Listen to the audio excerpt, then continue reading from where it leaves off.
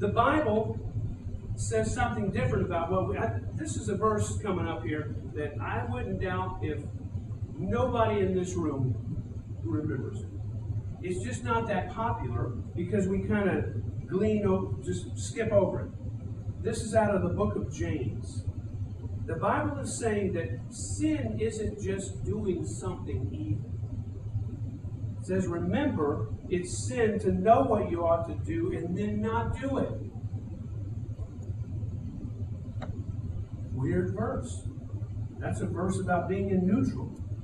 When Jesus promises abundant life, I'm certain that he included the idea that it happens through choices we make in everyday life, in moments. And if there's one secret to seizing divine moments, it's this: take initiative.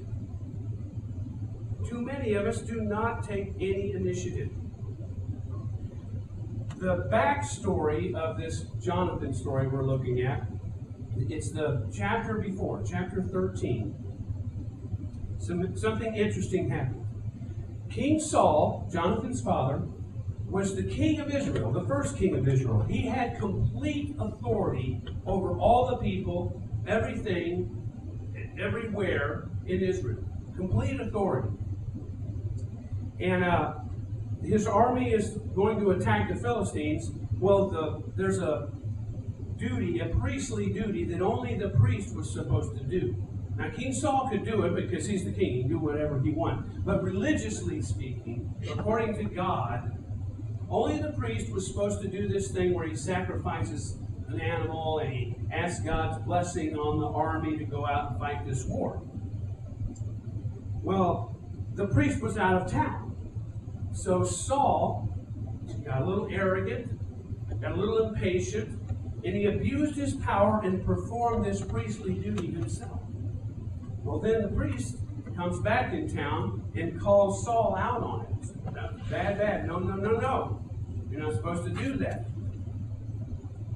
Well, then when we move into chapter 14, we find that King Saul's response to doing something wrong wasn't doing something right. I mean, not that he could have made up for it, but maybe he could have tried. But his response was to do nothing. The Bible says that he was sitting under this pomegranate tree. He wasn't doing anything. I mean, here's all the people, the priest is back, the army, all the people that he's in authority over. And he already asked God to bless this war. And now he won't do anything. He's sitting under the pomegranate tree. I find this to be so common in churches and other organizations. Somebody does something wrong, or they fail to do something they should do. And the fix they try to do is to just sit down and quit being involved. Well, there's this habit I have, and I don't want anybody to see that, so I'll just sit back. Or, I've got a little rip going with somebody, or they hurt my feelings, and instead of trying to go and fix it, I'm just going to do nothing. Anywhere. And we call it prioritizing. I've been looking at my priorities, and I'm just going to stop doing all this and that. We need to do more than that to take initiative. That's not the Jonathan factor.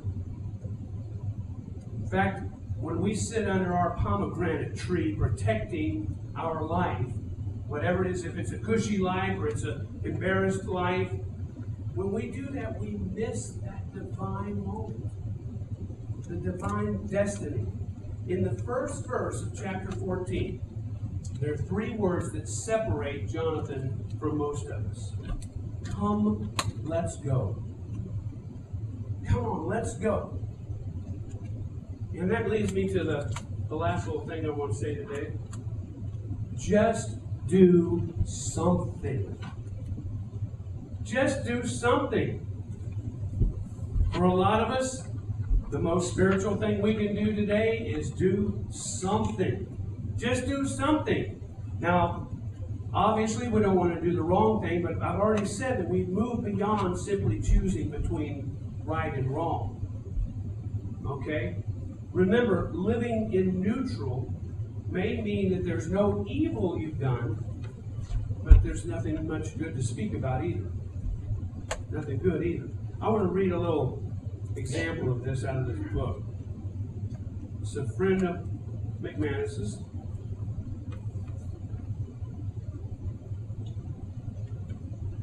See if you can fit in here. He says that this friend of his is one of the most gifted people he's ever known. Bright and articulate. He is one of those people who seem to have an unfair share of gifts and talents. Yet he was paralyzed about what to do with his life after seminary. There were so many options and opportunities before him, from senior pastor to various ministry staff positions, not to mention the endless requests for him to speak at events and conferences. He wasn't a believer on the bubble. He was deeply committed to Jesus Christ, an intense follower of Jesus Christ.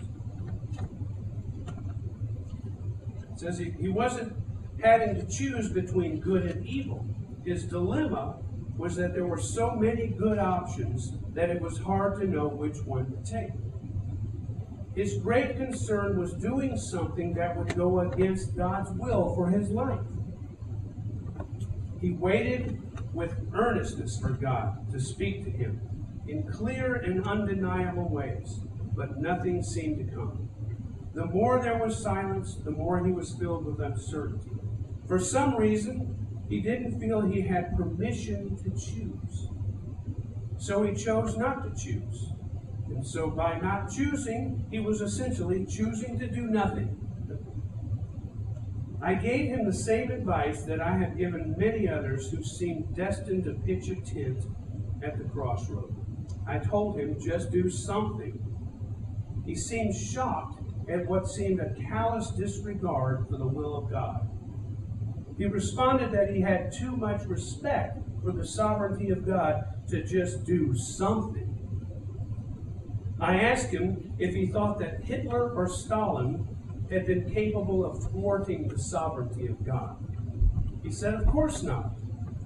I pointed out that if men and women who gave their lives for a purpose counter to the will of God could not stop God's purpose in history, how could someone who longs to do God's will and chooses to do something in line with God's character?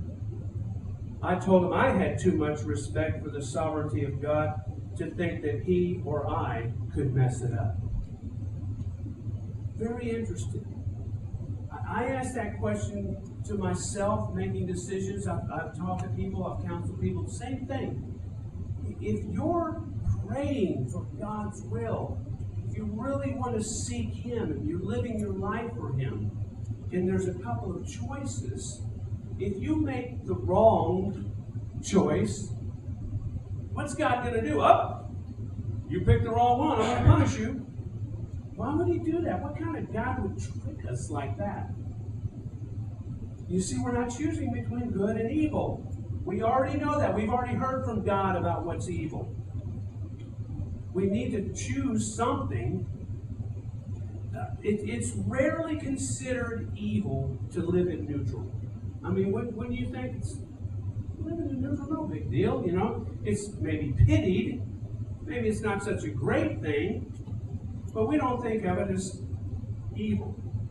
Jesus tells a story about 3 guys who were each given an opportunity. And 2 of these guys saw it as their big chance. One of the guys didn't do anything. This is the story of the guy who brought 3 guys in and says, here, I want you to take this money and invest it. Here, you take this money, invest it. Here, you take this money and invest it. The 2 guys didn't do the same exact thing. They were commended in different ways. But the guy that did nothing with the money, you know what words he uses in this story? He said he was lazy and wicked.